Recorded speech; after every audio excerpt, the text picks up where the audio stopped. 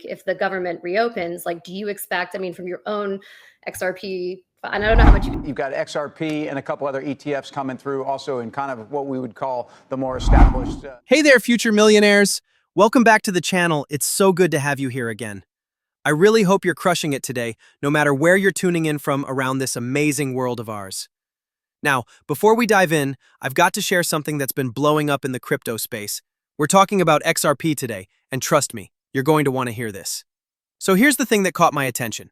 According to Crypto Basic, long-term XRP holders are making some serious moves right now. We're talking about $260 million worth of XRP being sold off every single day. That's not pocket change, people. Now, I think this is a FUD piece on XRP because right after that, you see this. But here's where it gets really interesting, guys. XRP bulls aren't backing down. They're actually doing the smart thing and buying the dip right now. And why? Well, they're betting big on what could be a massive bull run happening this November. And get this, we might actually see the very first US spot XRP ETF launching this month. Can you believe that? I mean, like I mentioned before. Look, I know everybody loves to spread FUD about this crypto. We've all heard it before, right? But here's what's actually happening behind the scenes. The whales are quietly stacking up their bags while everyone else is distracted. And here's something really interesting. The XRP sitting on exchanges, it's literally starting to disappear. Why? Because smart money knows what's coming. Once this price finally breaks out, we're going to see retail FOMO like crazy. Nobody wants to be left on the sidelines when there's serious money to be made. Plus, let's be real here. Most people already know what XRP can do. All you have to do is take a step back and look at what happened during that epic 2017 to 2018 bull run. When people see those charts, they're thinking, wait a minute, this could actually happen again. Maybe I should grab some of this before it takes off. And honestly, that's exactly the kind of thinking that creates these massive runs in the first place. So here's the thing about Ripple. They do this escrow unlock every single month, and guess what? They consistently put 70 to 80% of those tokens right back into escrow. We're only talking about 200 to 300 million XRP that actually gets used for ecosystem development. Now, I know the unlock happens like clockwork every month, but here's what cracks me up. People still freak out about it every time. It's like they have amnesia or something. This whole system was programmed years ago, but every month people act like it's some kind of surprise. Oh no, Ripple's unlocking tokens! Come on, guys, we already know how this works. Most of those tokens are going straight back into lockup, and some will go toward on-demand liquidity and other ecosystem stuff. It's not rocket science. This is just business as usual for Ripple. All right, now this is where things get really exciting. Bitwise President Teddy Bizzaro just dropped some major hints about their upcoming XRP ETF. And honestly, it sounds like we might be getting some big news really soon. You've got to hear what he had to say. This could be huge. Let's check it out. if the government reopens, like, do you expect, I mean, from your own XRP, and I don't know how much you can say on this, honestly, but from your own applications, do you expect, the SEC to, maybe launch those or approve those rather quickly, or is there still work to be done on the XRP ETF specifically? Yeah, so it's a great question, Ellie. The honest answer is that I don't know. And Right. the second part of the honest answer is that I because it's a registration statement that is not effective for the Bitwise XRP ETF, I need to be super cautious about what I do say, but I can say a few things. And what I can say is that when you want to avail yourself of this, what I will call the auto effective clause that allows the registration statement to automatically go effective, you're not just going alone. You as a registrant, you need to have a listing exchange that is willing to list the product. And so in the case of the Bitwise Solana staking ETF BSOL, that was the New York Stock Exchange. As you showed the pictures, we had the great event yesterday. The listing exchange needs to be comfortable that all of the disclosure requirements have been met, that the registrant and the registrant's outside counsel are comfortable that all of the requirements have been met. Another great picture. Look at Toli, he's so excited. Each of these issuers has an auditor, required to have an auditor, and the auditor needs to sign off on this. there needs to be authorized participants, there need to be market makers, there need to be liquidity providers. So it's sort of like this whole ecosystem of others that need to be comfortable that the registration statement going effective in this manner. So he's basically breaking down exactly what needs to happen for an XRP ETF to actually go live. And here's why I wanted you to hear this straight from Bitwise themselves. There's so much speculation and rumors flying around about this stuff everywhere you look. I figured, why not get it directly from the source, right? Let's cut through all the noise and hear what the people actually working on this have to say. And here's Bitwise Cosmo. Tim mentions XRP ETF alongside Solana. Take a listen. You've got XRP and a couple other ETFs coming through, also in kind of what we would call the more established token space. How about this pent-up demand, though, giving people other opportunities? How would you recommend? Because it's clear to me you're seeing institutional demand that, as you said, isn't just yesterday. It's 5 to 10 years in the making. But outside of call it the crypto ETFs, where would you recommend investors? Because a lot of our investors at home, yeah, they may own some Coinbase, they may own some Robinhood, they may own some Supermicro. I mean, like different places where they're trying to get their exposure. But I think we'd like to hear from you. Well, so recently there's been this big boom in a new set of companies called digital asset treasuries, or DATs. It's an area that we as a firm really helped kickstart earlier this year and have leaned into. These are companies that are following what MicroStrategy has done by accumulating capital or accumulating Bitcoin or other tokens on their balance sheet and really trying to increase the amount of tokens per share you own. We recently launched our own digital asset treasury called Solana Company, ticker HSDT. And when people think about digital asset treasuries versus ETFs, like why would I own a Bitcoin in a box, if you will, if I could just own a passive ETF? And it really comes down to active management versus passive. DATs, or digital asset treasuries, are all about giving you active management, whereas ETFs, they're great for a lot of people, they're passive. And as we can see, there is a way to add a lot of value through active management, whether that's through marketing the token, advocacy, capital market strategies, or just simply buying and selling more intelligently than passively. And I believe over time that some of these digital asset treasuries, like HSDT, can really outperform the underlying token if they execute well. So here's his take. He actually thinks these ETFs are going to outperform XRP itself over the long run. Pretty bold prediction, right? But what's really interesting is when he talks about the demand side of things.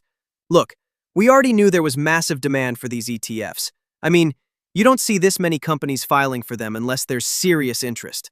Now, here's where it gets even more exciting. Did you catch how he shifted gears and started talking about treasury companies?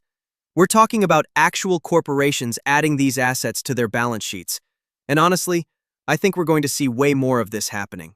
But here's what I love about the corporate treasury angle even more than the ETFs. These companies aren't just buying paper. They're buying the actual XRP and locking it away for the long haul. And you know what that means? Scarcity. Less supply floating around, which could be absolutely huge for price action down the road.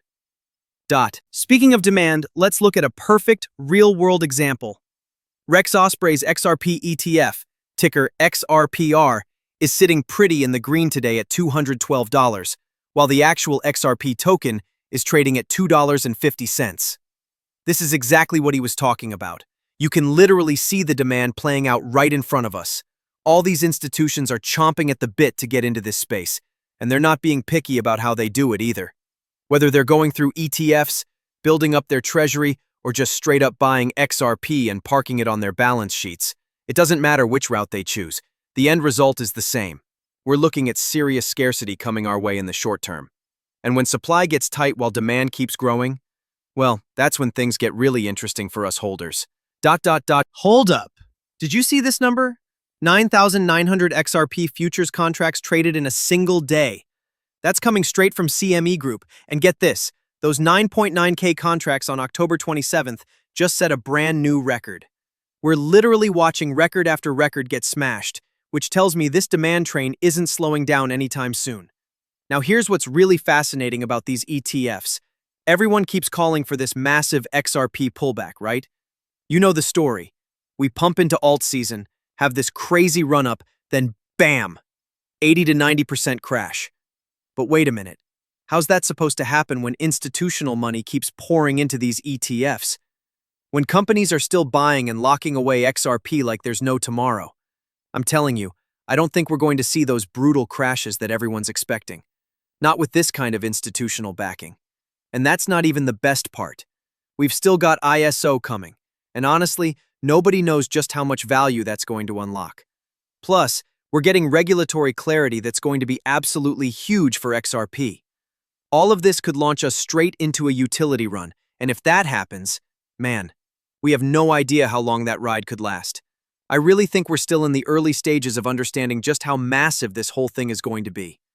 Once these ETFs go live, once ISO kicks in, and once we get that regulatory clarity locked down, that's when we'll really see the full picture. Not just for the rest of this year, but for what 2026 is going to look like for XRP holders.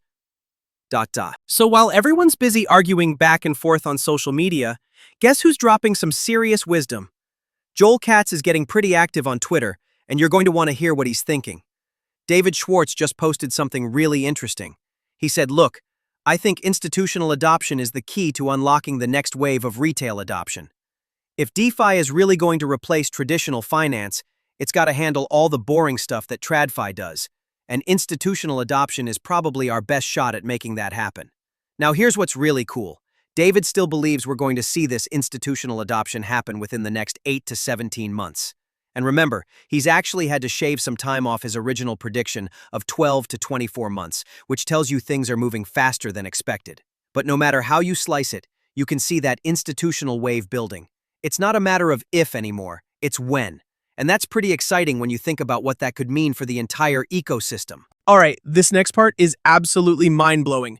The XRP Ledger might completely reshape how capital markets work, especially with these regulated infrastructures rolling out alongside the XRP ETF launches.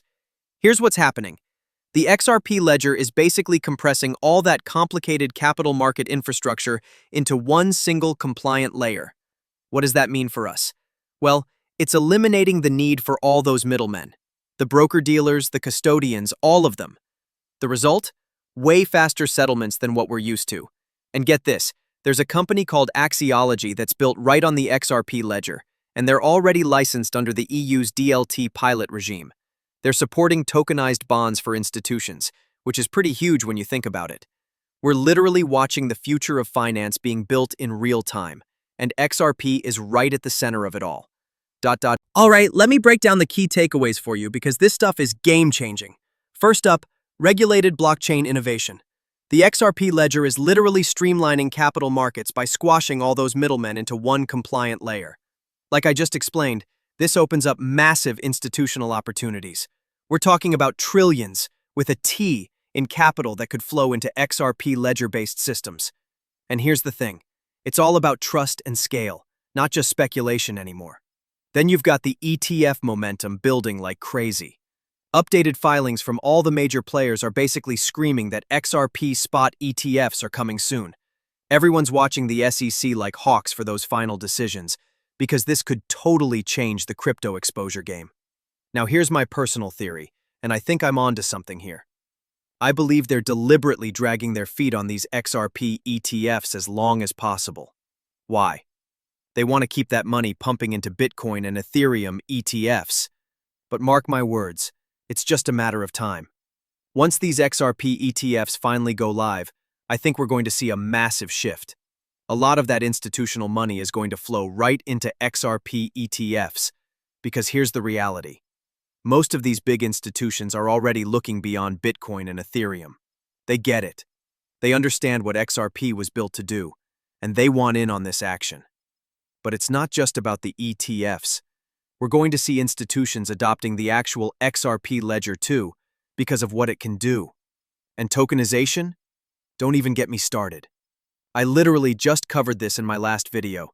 Tokenization is exploding on the XRP Ledger right now. So here's the million-dollar question. After we get regulatory clarity and this tokenization boom really takes off, where do you think all those tokenized assets are going to live? That's right, the XRP Ledger. And guess what they're still going to need? A bridge currency for all those assets.